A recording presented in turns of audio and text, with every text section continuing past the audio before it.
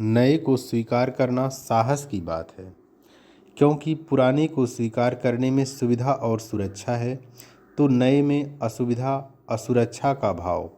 पर जो लीक छोड़कर नए को स्वीकार करने की पहल करता है, वह बनता है विजेता।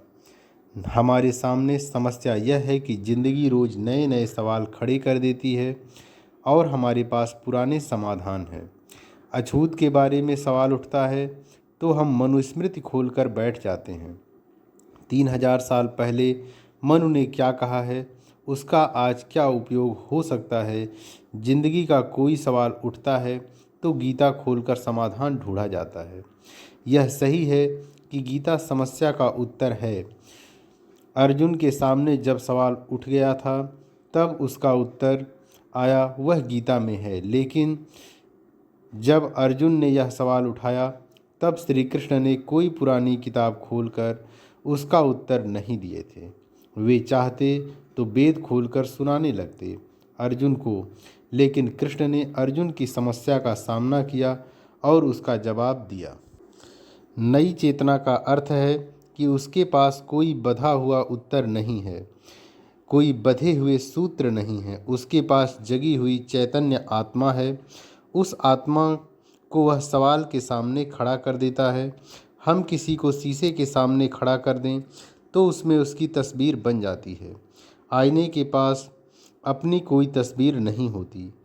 नई चेतना का अर्थ है कि सवाल आईने की तरह हमारी चेतना के सामने स्पष्ट और साफ हो जाएं, जैसे वे वास्तव में हैं, लेकिन हमारे पास उत्तर पहले से मौजूद हैं।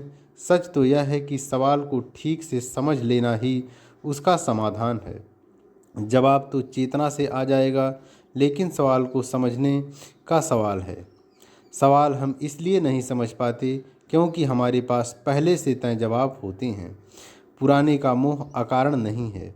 पहली बात तो यह है कि पुराना सुरक्षित है, उसमें सुरक्षा है, वह माना जाना है, वह परिचित है, वह शास्त्र में लेखबद्ध है, वह लीक पीटा हुआ है, उस पर जाने में डर नहीं है। नया लीक हमेशा खतरनाक लगता है। जीवन जितना सुरक्षित हो जाता है, उतना ही मर जाता है। जितनी असुरक्षा को वर्ण करने में की हिम्मत हो, जीवन उतना ही जीवांत होता है। जीवन स्वयं एक असुरक्षा है। सुरक्षित वही है जो गुजर चुके हैं, उनका अब कुछ नहीं बिगाड़ा जा सकता। मरने के बाद आप बीमार नहीं पड़ सकते, कोई अपराध या पाप नहीं कर सकते। मरने के बाद कुछ नया नहीं होगा। जो हो गया, सब चीज़ें वहीं ठहर जाएंगी। 1 तारीख 2 तारीख नहीं आएगी। अब सिर्फ इतिहास होगा, भविष्य नहीं होगा। भविष्य जीवांत है पर खतरनाक, इसलिए जीवन में जितनी असुरक्षा है, उतना ही वह जीवांत है। जो जीवन को प्रेम करते हैं, वह असुरक्षा को भी प्रेम करते हैं। जीवन का प्रेम अनिवार्य रूप से खतरे का प्रेम है।